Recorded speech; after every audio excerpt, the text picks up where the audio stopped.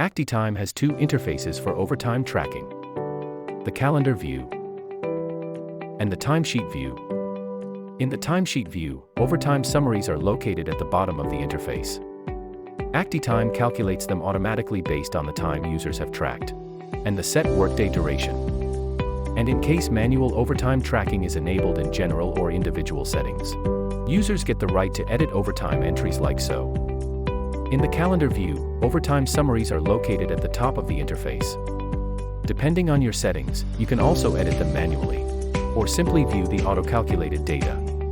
Besides, the calendar view breaks down each workday by hours, so you can see when employees do their tasks, if they adhere to their schedule, or work too early or too late. This data from the calendar view can be analyzed in greater depth in the time cards report.